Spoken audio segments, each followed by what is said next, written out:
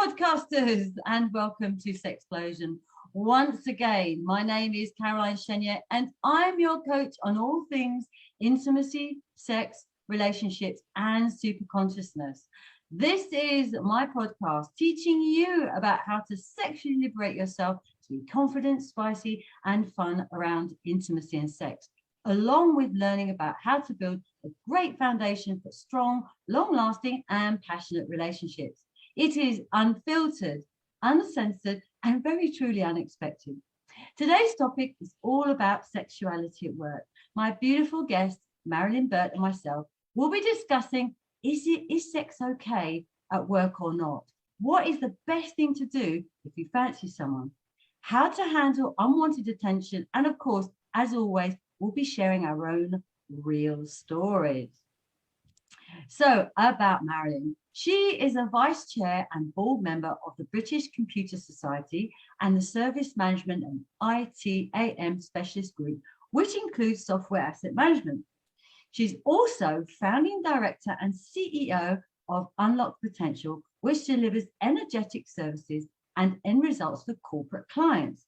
Marilyn also facilitates intuitive training and mentoring programs on individual and group levels, empowering clients to create and the end results they love.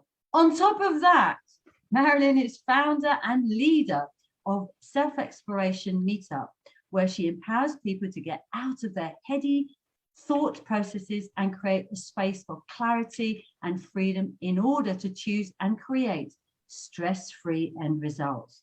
Marilyn has been in the global corporate world for the last 27 years.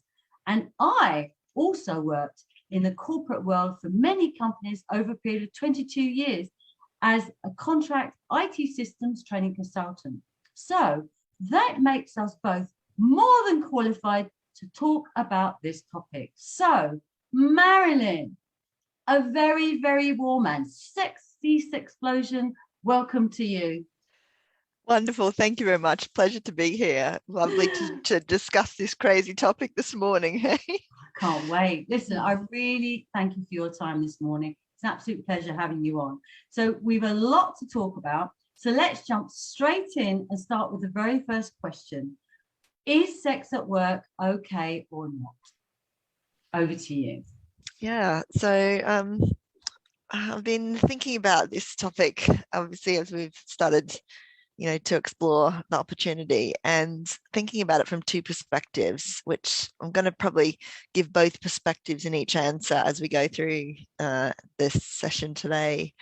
And I'm going to give you always my professional approach because I am a professional in the corporate world, and I'm also going to give you what I've learned through the work that we've also engaged in training, which is actually where it says just go for it. Obviously, what you don't want to do is miss out on love in life. And if that just comes at you in a moment when you're at work, then why should you sacrifice that because of the place that you're in? Exactly. And that comes with a bit of a caveat because actually the professional aspects are going to be really more about understanding the risks before you do actually get involved in something that you would really love to jump into at work, whether that be sex or a relationship, because obviously, two things can be separated. And so I guess from the first perspective, like, why would you not go for it? Like when, if you get some attention and you're, a person that's available to go into a relationship and you're looking for love and it just opens that door in front of you in your workplace, then yeah, of course you should go for it. And you'd want to go for it, especially with that passion and energy being driven, in the moment when this person's ignited you, kind of thing. So,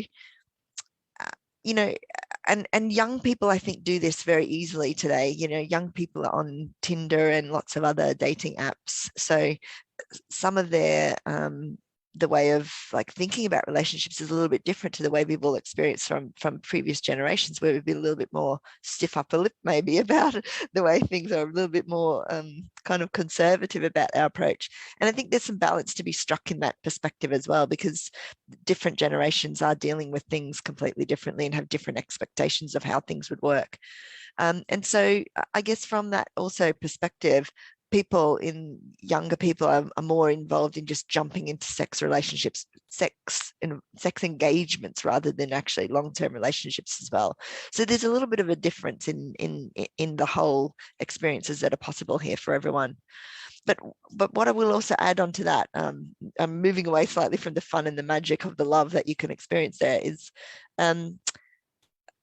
what probably has held a lot of us back is historically we're there to get a job done, and that's what your manager's paying you for. The expectation is that you deliver an outcome, that you do things and not be distracted in able to meet deadlines and get things done. And so, there's and the fact that disasters occur in relationships is the reason why we have some really kind of, I guess, strict guidelines around HR principles that say relationships are not like welcomed or expected to be engaged in the workplace. And I think, from that perspective as well, like you have to be able to consider for yourself, how would you disengage from something that you've like started with somebody at work? Like maybe you are able to remain professional and disengage and still carry on working without it impacting the people that you're working with or your day-to-day job. But what if the other person can't? So it's not just you when you're in a relationship, like, or involved in something like this, like, you absolutely might be able to disengage, but what if the other person continues to pursue you and continues to cause trouble? Or what if they can't disengage and they start to spread some rumors or create some things that are going to unprofessionally detrimentally impact your own I guess perception that people have of you. I'll let you have a break. I'll have a break so you can jump in there. The thing is that I do remember in one of the jobs I was in, this was when I'd divorced, I'd finished, and I was on a dating app, and I was professional, right? I was, at the time, I was project manager. So that, I was responsible for a lot of things, and everyone's got to have your respect, right? Because otherwise they won't want to do work for you. And one day, and I was on this dating app, and one day someone wrote to me on the dating app, someone I was working with, and I was absolutely mortified because this was, I was like, oh my God, this is terrible. What if he says something to somebody? What if he says, oh my God, I was like absolutely petrified. And then he said to me, no, I'm not going to tell anybody. And actually this person was married, and no, sorry, he wasn't married. He was going to get married. But he said he wasn't really happy with her. And it got to the point where we did actually have an affair. And how did it work out? Well, we didn't carry on because I actually gave him an ultimatum. What was I doing? I gave him an ultimatum. So it's either me or the one, the other one. And he had a really good think about that. And he decided to go with the other one because of money. He wanted to go because if he didn't get married to this woman, he would be cut out of all wills. All wills, he'd have no money. So he decided to go with her, and then he went on to get married with her and have children and everything. So I'm imagining he does the same thing all the time. But anyhow, and also, he invited me back to his apartment when she was out. He's like, what if she comes back? I was absolutely petrified about that. But I tell you what, another story was, in actual fact, it helped me to get out. This is another company now. I've got quite a few. I've actually, my very first one, I was 17, but that was before I was still virgin. Didn't, he was married, but it was just a kissing thing. And I was absolutely obsessed with my, I adored him. But he was actually had an affair with someone else just before me, a woman his own age. I was 17, he was 28. But actually, the last one that I ever had anything with was I was always single, right? Always single. But this particular one helped me break up my marriage, my narcissistic marriage. And even though it never got anywhere, it's almost as if the universe gave him to me to help me get out of the marriage. But this was like, oh my goodness me, it was just, I couldn't, honestly, I thought it was quite nice, right? When I started working for this company, I thought it was quite nice. It's really attractive. But I'm a professional woman, right? I'm a trainer. I have to, right? And so anyway, I got on well with him. And as it happens, we had to be put together. So I was doing the IT plan because they were so disorganized. I was actually doing the process in the system. He was telling me what the process was in the business. And so I was mapping it. So we're working together. And at the time, my husband made me feel like I wasn't a very nice person. He made me feel like that, and if anybody got to know my personality, that they would have no respect for me. So anyway, he was making me laugh, right? And I was like, oh my God, don't make me laugh. You'll find out my personality, you won't like me. He goes, what do you mean I won't like you? I said, oh no, you'll lose all respect for me. He said, what are you talking about? Anyway, he gave me presents. He gave me he's married with two stepchildren, and he gave me. Do you remember the eye trip? It was the eye trip. You tuned it in to your radio in your car, and you could play your music on your iPod through that. He gave me one of those. That's quite a big present, isn't it? And I was like, oh, what is that all about? But I wanted to like kiss on both cheeks. I'm French, kiss on both cheeks and hug or something. But I was in a professional environment. I couldn't do it right. Anyway, cut a long story short, Easter came along and he gave me some eggs, Easter eggs. I went, in a message, I said, my husband would love you forever for this. And then I wrote back and thought, oh God, I forgot to say I'd love him forever too, like love him forever, just, So I said, oh, I'll love you forever too, for the, And then he wrote back and he said, actually, Carol, there's something I need to tell you. He goes, let's meet for lunch and I'll tell you. And I went, okay then. So I met him for lunch and it all came out from the moment he saw me. Because I used to dress like I was going to a wedding every day, right? Except for the hat. Always high heels, beautiful dress or beautiful, really, really nice, right? And so he said, the moment I saw you, I was in love with you. And I was like, oh my God. He said, I know that when I gave you that present, you would have liked to have hugged me or something. I said, well, yeah, but I didn't. He said, let's book a hug in the car park. Let's book a hug. I said, okay then, right? So I go in the car park, give him a hug. Well, of course, there's nothing going on between my husband and I, right? So, and nobody had touched me, like hugged me like that for years, right? He hugged me. Oh my God, my heart was coming out of my body. I could feel it. And of course, a hug, and people started coming into the car park to leave work, right? And they were going past. I honestly didn't care. And he was hugging me like this. And we touched cheeks. And then we touched cheeks, and then it slowly moved round. Oh my God, then we kissed. I was like, oh my God, I'm kissing this man at work. I'm too professional to this. What? All these people walking past, not all the time, not loads and loads, but the odd people walking past. And I said, look, we've got to stop. So my car was parked right down the bottom of the garage, right, of the parking, right down the end. All the cars were there. And then I was in there and it was getting quite heated. We didn't sleep together or anything like that in there, but it was really heated. I was sitting on top of him and all sorts of stuff. Anyway, I said, God almighty, let's stop this. I sat down and sat next to him back in the seat, my driving seat. And literally a couple of minutes later, there was a knock on the window. It said, no more cars. And this the security man came and said, look, we've been having reports that you're doing things in the car. And I said, well, we're not. We're just talking like that. We're just so lucky we stopped. Anyway, that started an affair. I wouldn't sleep with the man because I was married. We kissed everything, but I wouldn't. And 2 weeks, I just couldn't live with myself because I'm not a lion. I could not. That night when I went to bed, my heart was beating so hard. I felt the whole bed was shaking like this. And I was so scared, so scared. So anyway, that never... do you know what? Before that, we were friends, and I'd go to his house. We went to barbecues and everything. So I was like, oh, and then she got pregnant. I was like, well, when did she get pregnant then? Well, because he wasn't sleeping with me, so I knew it wasn't. I knew that we weren't. He wasn't sleeping with me and her because I wasn't doing it. Honestly, I wasn't doing it. So I couldn't live with myself. But anyway, that was the end of my marriage, and that helped me. So that went on a little bit longer than I thought, but it just came to me. So what do you think? Amazing story. And I actually have a very similar story as well. And it's interesting how we just do hide in our relationships.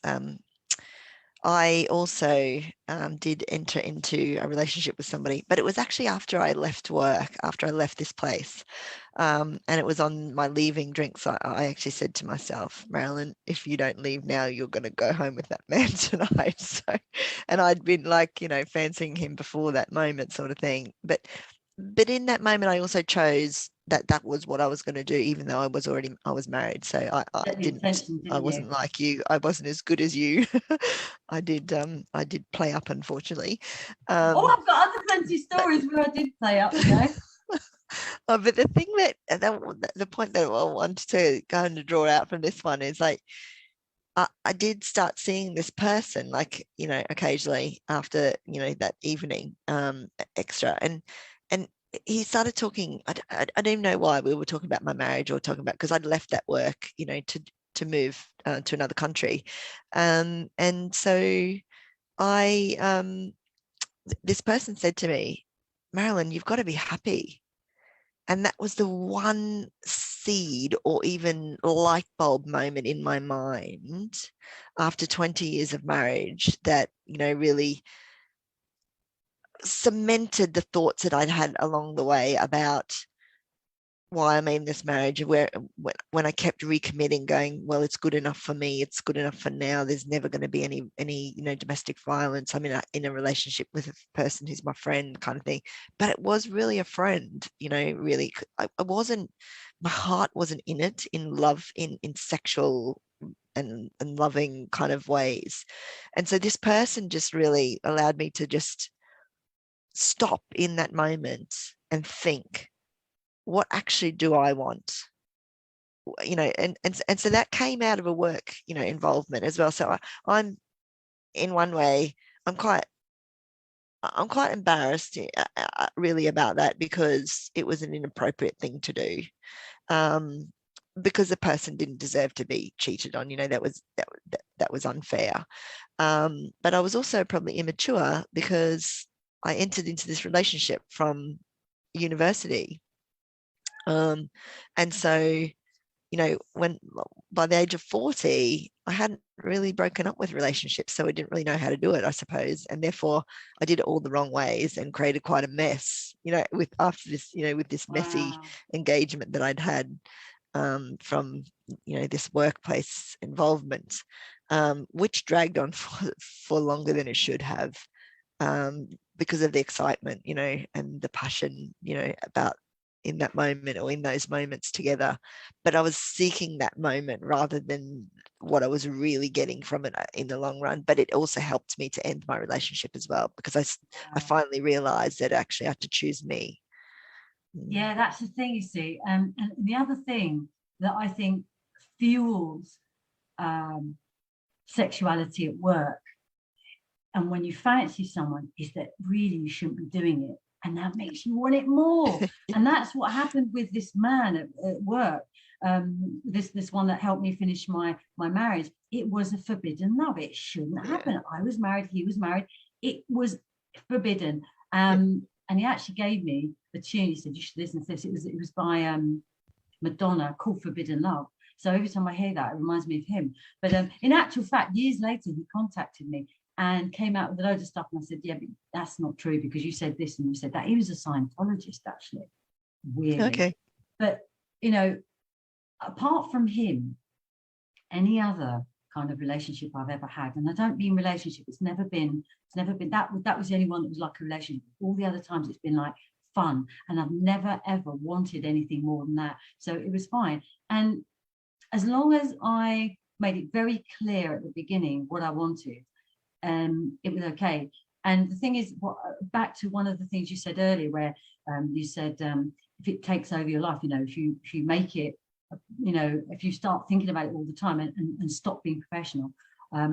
What I found with other people I've known is that the men are very good at cutting it off and just doing the work that they are being professional, but the women can't. It's like all they think about is this, and their life then gears all around when they're going to see the next, in the broom cupboard or whatever. And so I often think that the rules of work and the fact that it's a professional place actually pushes people together, actually, I think, because it's excitement, isn't it? Yeah, and I guess it's the place that you spend a lot of your time. And so, I mean, that's why it's easy to I guess, flirt in the workplace, and we all flirt, and we all want to be feeling like desired and loved. And so that's, I mean, that can happen in any social environment. So, there's no limitation on it just being in work, but, certainly because you do spend a lot of time there, then these things can happen more often. But I'm a person that can absolutely disengage, so I can just completely cut off. Like, that's not necessarily a good or a bad thing. But yeah, I have previously had engagements where I have interludes where I have just said, no, this is it. It is just sex, and there's nothing else to this kind of thing. There's no relationship, mainly because it wasn't what I wanted. It wasn't what I was wanting to commit to. I wanted to be, my career was more important, my doing a professional job. And yeah, I mean, sure, I'm not going to say that I don't have moments where I'm like, when's the next connect going to happen kind of thing? When are we going to meet up kind of thing? How can we, get some time together? Because of course you are sneaking around trying to find a way to meet up, aren't you?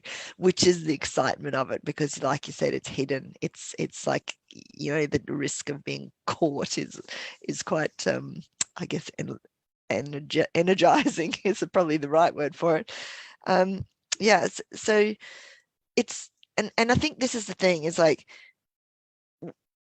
being able to disengage for me probably also means that I don't fully experience the relationship and the love myself. I don't allow myself to completely let go.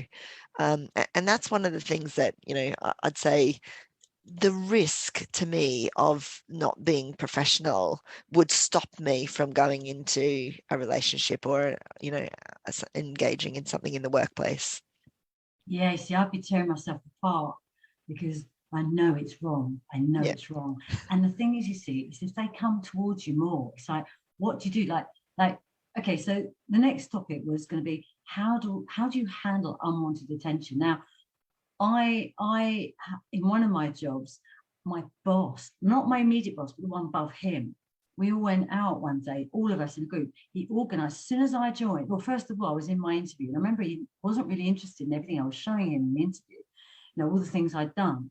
And then literally I joined, and 1 week after joining, he organized a night out. And somebody told me later that he never does that. He said, the girl said she actually was in love with the bloke. She said to me, I knew it's because you joined and wants to be with you. I went, really? So anyway, we all went out, and then I love clubbing. And he goes, yeah, let's go clubbing in this club, right? So no one else wants to go. He said, no, we'll just go to the two of us. I went, oh, okay, then this is really good. My boss likes clubbing. So we go to this club, and he's off. This is a man that's married with children, right? He's off dancing with all these women. And I'm sitting there, I'm thinking, well, I don't mind being with my, I'm actually I'll go out clubbing by myself. I've been before clubbing. If there's a good DJ, I just go get my glasses on, I'll go. And I deal with unwanted attention by telling them to F off, and I'll just get in a cab and I go home. So I'm all right. Yeah. I was looking at him and I was thinking, gosh, anyway, after a little bit, I said, oh, I'm going to go now. He goes, oh, no, you can't go now. I said, what do you mean I can't go now? I want to go now. He said, well, because I want to kiss you. I said, what? You want to kiss me? He goes, yeah, I want to kiss you. And then he just did it. And he's just one of those lizards. When those lizards go straight in there, they don't just kiss a little bit, they go straight in there like, ugh. I was like, oh my God. I said, what are you doing? I said, what are you married to? What are you doing? And he did it again. I said, stop it. I said, stop doing that. I said, in any case, stop putting it in straight in there like that. It's really unpleasant. I was thinking about his wife and thinking, oh my God, that poor woman has that lizard every time she kisses him. So anyway, after that was it. I wasn't paying any attention to him, and he wasn't paying any attention. Just normal work, which is great, because I didn't want any kind of unwanted attention like that. But then you see, we went out again, and this time he was like being really flirty with me. And it was fine. There's nothing unusual with it, right? But then I said I was going. He said, what are you going for? He said, and I said, no, I'm not. I'm going home now. And he really had the ump about it, right? So that was that time. And then one more time, I was showing, he actually wanted to see the work I was doing, my slides for training. I thought, well, he never wants to look at my work. Honestly, he was one of these hands-off managers. He never, ever engaged in anything I did. So I thought, oh, okay then. Naively thinking this is because he sits next to me, he goes, and actually he was saying, wow, I said, that's really good. And I thought, oh, brilliant, because I I mean, I still am very good at doing slides. And so anyway, so at the end of it, he goes, anyway, you can come out tonight. I went, no, I'm not coming out. Because you're not coming out. I went, no, I'm not. And he stopped talking to me after that. He was really cross. And then actually, I didn't stay there for very long afterwards. I actually left to go backpacking. But he wouldn't take me on again after that because he was really angry. Can you imagine that? I think that's a real issue, actually, when somebody does make you feel really uncomfortable like that in the workplace. And I equally have experienced a similar scenario, that exactly as you've described, in that, you know, somebody from a few management levels above had pursued me in a relation, and was also in a relationship with his wife, and then also seeing another person that everyone was aware of in the office as well. So it was actually quite bad, generally speaking, his behavior. But and because he's that senior, sometimes you can feel very pressured to actually participate or to go along with things. And certainly, you know, in my experience, I was like that.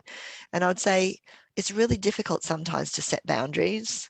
It's really, and you know, but I guess sometimes we feel like maybe we're inferior, or we're the submissive one, or we don't have the ability to do so. If we can't, we're going to lose our job, you know. So these are risks that you're going to come up against if you do engage in or get involved in situations like that.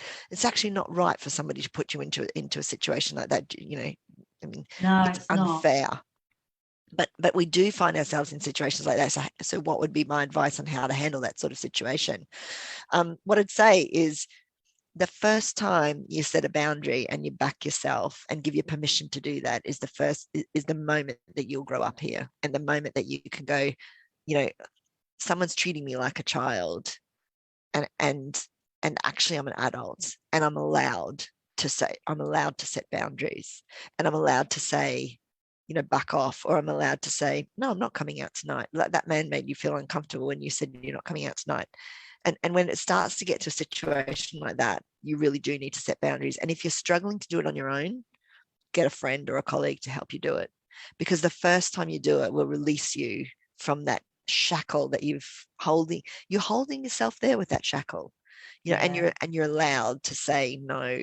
And I think I'm just going to bring in an aspect here that my dad said to me many years ago. He said, men will say anything that they want to get a girl to go, you know, and have sex with them, because the drive for a man is to procreate, and the woman has to say no.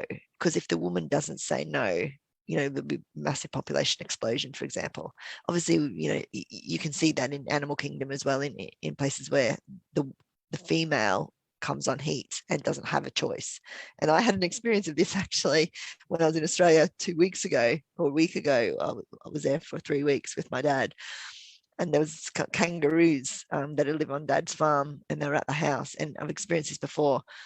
When one of the girls is on heat and there's 3 big bucks there, they just chase her, and she'll go, like, the houses in Australia, and specifically my dad's house, is actually on stilts, so it's about like 3 foot off the ground, and the kangaroo will go underneath the house trying to get away from them, and you can hear them snorting outside the window and really excited, like it's instinct, right? It is. So they're trying to just get to this female to be able to procreate.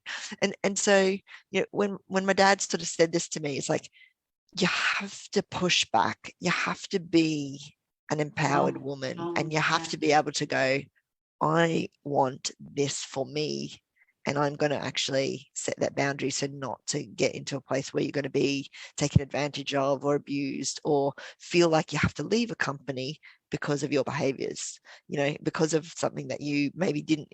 Like, this comes from unwanted attention. This is exactly what you're talking about here.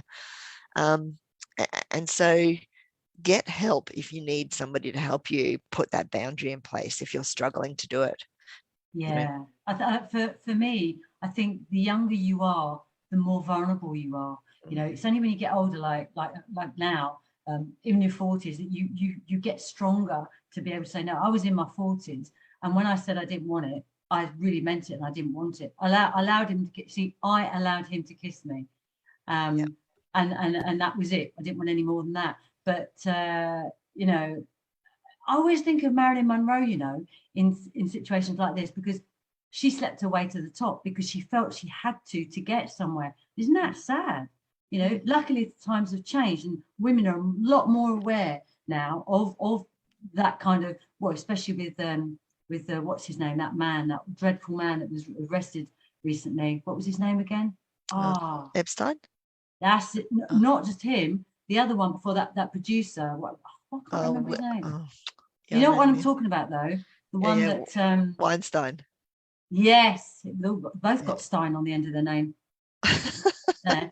So yeah. So in that area, you know, thank goodness now it's much been brought right out now, and even in the Commons recently. I don't know if you saw in the news. I don't actually never watch the news, but somehow when I look in my TikTok or I look in my YouTube and I'm looking at finance stuff, I see, or even intimacy stuff, I sometimes get shown things, and I saw the news where this man in the Commons was looking at porn in the Commons, and women were sitting behind and reported him, and loads of women report.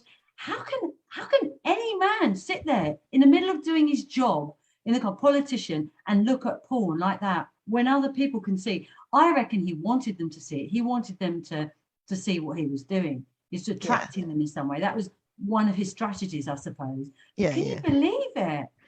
Yeah. And he said he was looking at tractors and this. I'm like, I was thinking I might go and look at tractors and see what comes up for himself. But even if he was looking at tractors, he's not doing his job, is he? He should be. No. He's supposed to be representing the people, and yet he's doing everything else other than what he was supposed to be doing. So that was interesting. So, so I've had a lot of unwanted attention in the sense that they used to call me the sexy trainer because I never used to wear flowy clothes. It was always, you know, for my shape, it was better to have something at the waist, and I used to have these skirts that were quite tight, I suppose. They were either very long or very short. I couldn't have in the middle because otherwise I'd look like I would look 50. I would look really, for me, I would feel old anyway. 50 is not old, but at the time it made me feel very frumpy. Actually, I went to see a color consultant, you know, the ones that tell you what colors and what, you know. So I went there with all my suits. She said, look, come and bring your suits that you feel, you love the suit, but you feel a bit odd in. You don't feel right. And she goes to me, right. I took it. She goes, oh, I can see straight away what was wrong with that. And she rolled it right up and said, that's it. These need to be short skirts. You either have to have very long or very short. So I changed all my skirts, and that made me less frumpy. So anyway, I always wore short skirts or really long ones after that. And so when people would give me attention, I would make it very, very clear that that's not what I was interested in. Most of the time, they were very respectful of that because I was being professional, right? I was being professional. It was my job to be respectful in a way, even though my ex-husband made me feel very bad about being myself in business, like very chatty, very open, very, very, very, you know, I'm very naive in a way, very, I can be very gullible too, still am, you know. And so, but in a way, even though he destroyed me personally like that, he actually helped me a bit to make me very professional. Because actually, it's never anything I ever imagined I'd be. I never ever imagined I'd be some professional woman like this, project manager. My God, there's me like being in extra classes for maths because I was so useless at maths, and there I was being a project manager, managing, putting Wi-Fi on trains and like installing self-service check-in kiosks at hotels, like famous hotels.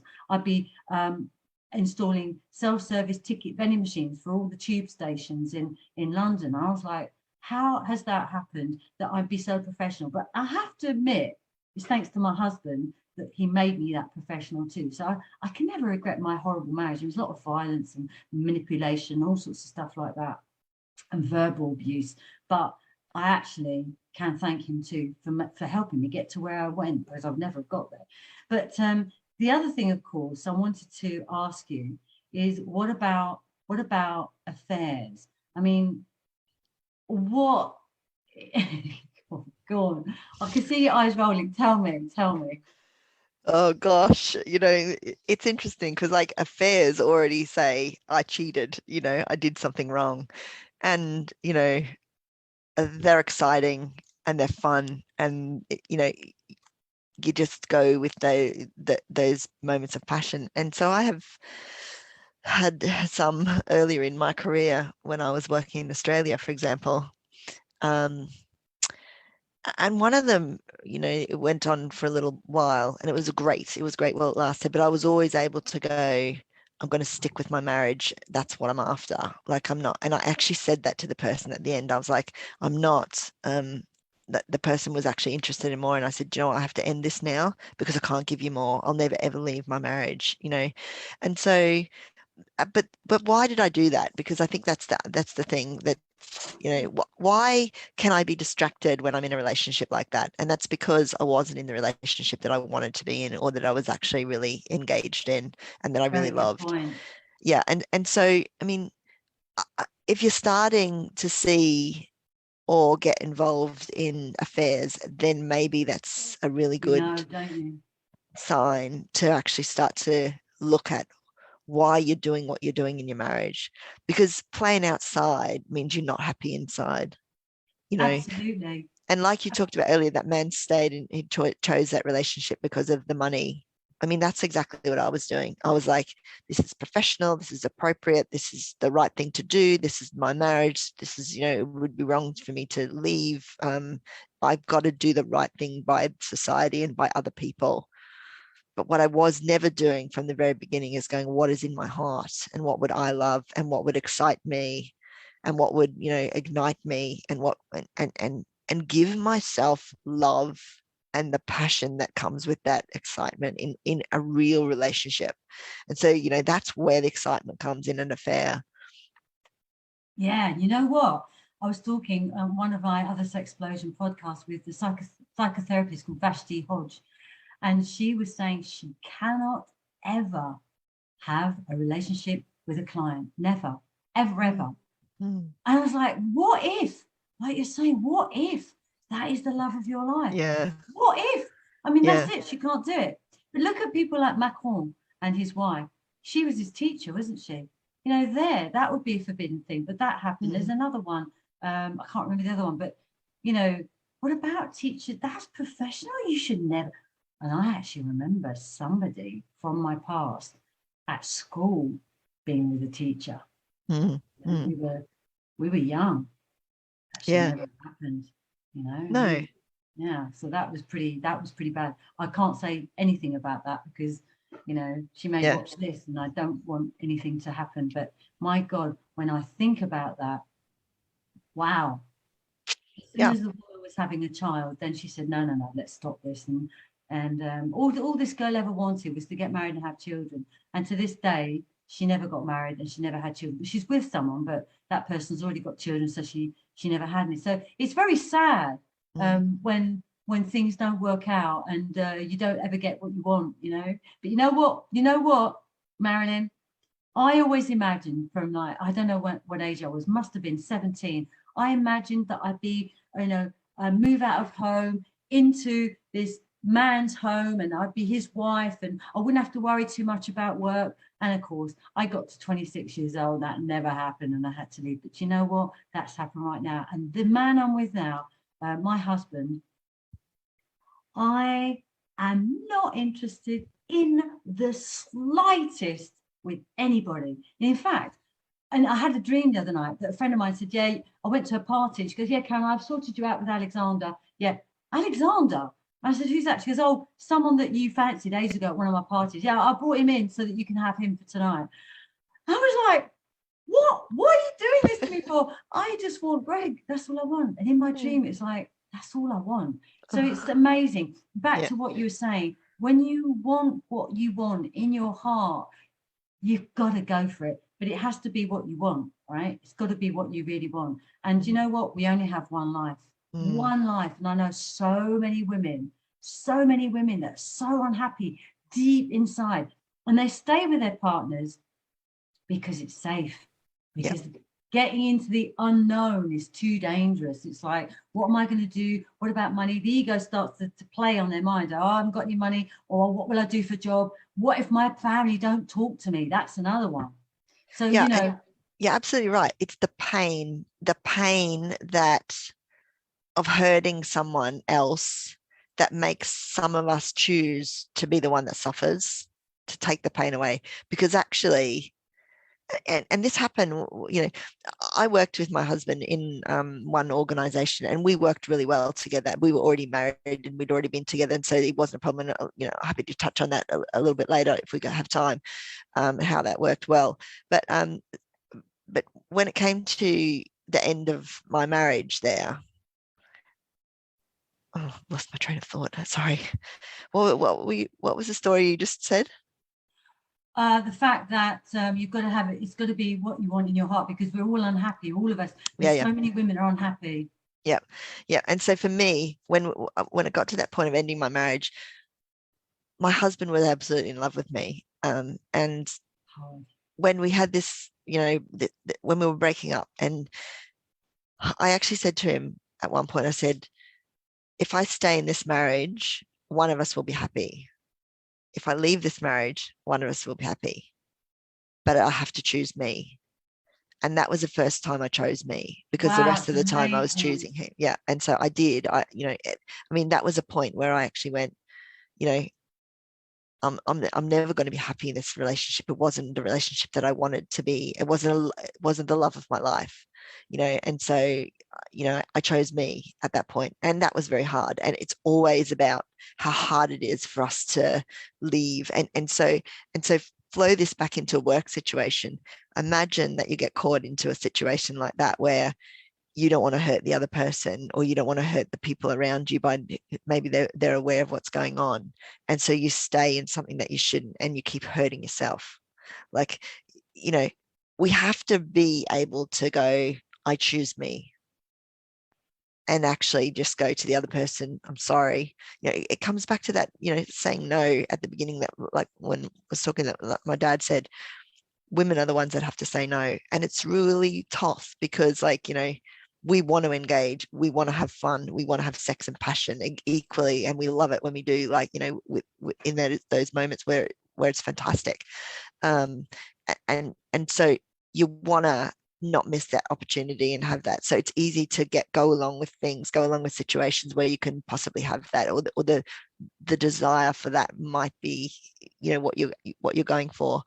But when you start to go, I choose me, then you can actually go, okay, I'll stop this in the workplace, or I can leave it, or I've got to do what's right for me. And equally then, if it comes to a dysfunctional aspect, like the person is not able to let go, or it starts to impact on your work, you can always go, I choose me, and stand by your convictions to go, I need to take the higher ground here. I need to be the professional one. I need to make sure that other people are, not going to think of me. Well, you can't control how people think of you, but no, you can't, that's for sure. And maybe that's what you have to accept. What I'd like you to give us the example of, you just touched on it earlier, where it does work. Can you describe that one, to tell us what that was about? Yeah. So, again, let me just also say, like I've said here, like my marriage was unhappy. It wasn't unhappy all the time. I was happy. It just wasn't what I really would love, right? Yeah. So let me just make that distinction as well. I can see exactly what you mean. Yeah. So we were friends and we were happy. And so when I was able to help get my husband at work, it was happened to be, there was a job going at the place that I was at, and I told him about it, and he came along to work. And so it was actually really quite good, because we had already been together for 13, 14 years at this point in time, so we weren't bringing baggage to work of a new relationship, or he said, she said, and we were always already both professional people in the workplace. And so we would maybe organize to meet for lunch to have a chat. We didn't chat during the day. We didn't have those times where we were just running to each other's desk or anything like that. So we were already just focused on delivering our job. It's a mature relationship then, wasn't it, already? Yeah, exactly.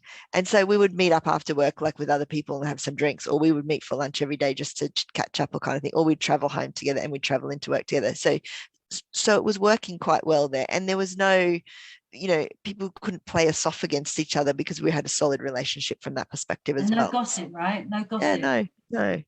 And we could be friends with the same people or different people, and and professionally, if I had to, assign a piece of work to him, or, somebody wanted to make a complaint about him, like, that's my job and I'll have Yeah, to deal with exactly. it, like, and so, and not that that happened, but I mean, equally, I was in another situation where I've had to manage people, and, I've been friends outside of work. So how do I disassociate that? Well, actually, I've just got to do the deliverable that I've been given to do. And if that means I need to have an uncomfortable conversation with someone, then I will. And so that can be in a relationship situation. If you have to have an uncomfortable conversation with someone, then just do it. Otherwise, there's conflict of interest, isn't there? Yeah, Yeah. exactly. I remember when I had that the fair, when I was discussing, telling you about the story in the car park, in the car park when we're having hug. Well, of course, that was new, wasn't it? And Yeah. it did get out. And oh my goodness me, I have to say, not only was I dealing with my own relationship with my husband, but I was also dealing with that as well, and dealing with, it was really tough. It was really, really hard because I was trying to be professional, but I was in absolute turmoil in my head. It Mhm. was a really, really difficult time, to the point where I left my husband. I had to have the mother intervene with us because I was scared he'd hit me. But I actually couldn't eat. I couldn't eat. And for 3 months, I only had, because I was in a hotel all the time because I was working away as a contractor, and I ate grilled tomatoes every morning. That's it. I had no lunch. I went down to 7 stone. I was so Wow. thin. But then after that, someone said, Caroline, I really think you need to start eating. I was going, yeah, it's fine, it's fine. And soon after that, it was fine. But that whole, what I'm trying to describe here is that whole situation with love and pulling at heartstrings and work. Mm. The whole of it is not really a good mix. It's not a good mix. And if ever anybody else ever feels like, okay, like back to what you said, if it's like the love of your life, then you've got to sort it out. You've got to sort it out, but you do it you don't, you do it from an unemotional. I Yeah. mean, if it's easy enough to, I mean, it's hard to, emotion is something we is created. It's just there, isn't it? Mm. We have to try and control that, because if we can control our emotion and look at the situation and talk to the other person and in a mature and controlled environment, like a serious talk to say, look, but I think it's hard. For me, it's hard. I was one of these, you're very good at shutting it off, right? I used to find it really hard. The only time I was all right was when I was actually doing my job and training. I could forget everything else. And I used to train very well. But as soon as I stopped, it was like, oh my God, it was just dreadful. But you know what? I never have to do that again. Well, I say never. You never say never. But obviously, Yeah. what Yeah. I do now, it's always on Zoom, and I'm not actually in any, with people in an office. Although one day, when we move to Switzerland, I will have to go and get a little job to integrate myself with the community. But listen, I don't want to take up any more of your time. It's been absolutely amazing. So what I want to ask you is how, if you could just verbally say how people can contact you. And what I'm going to do is I'm going to put it into the chat. So how can people contact you? Yeah, so I've got a personal profile on LinkedIn, Facebook, and Instagram. I also have self-exploration pages on all of those platforms as well, where people can connect. So just search self-exploration on those platforms. You'll find my pages and groups, which you can connect to me through those groups. Yeah, Okay, fab. So follow me on Instagram. putting your details into the chat for this. There we go. Oopsie daisy. It's actually saying, okay, great. So Marilyn, it's been an absolute pleasure talking to you. Thank you so much for all of your wisdom and knowledge and professionalism. Absolutely love it. For everybody here, I've got one last question for you, and that is, what would you say to your young 18-year-old self again, if you could? What would you give as advice to your young 18-year-old self? I'd actually say embrace love, don't resist love. Embrace change, don't resist change. Wow. And don't resist your emotions, because that's been an impact throughout my life on many levels. But love every day, with bliss and joy, and actually allow yourself to feel and experience that viscerally. Just stand by your convictions, but choose me, choose you, choose me. That's so important, isn't it, Marilyn? Because especially, like mums, for example, they'd never think about themselves, do they? Occasionally they might do, but generally they're programming themselves. So, and it's nice to speak about yourself, nice to say yes or no to yourself. So Yes. Thank you so much for that. So listen, everybody, that's been amazing. So come right back here for some more explosive, unscripted conversations. Thank you so much for listening and taking the time to tune in. See you next month. And to your success, I'm out.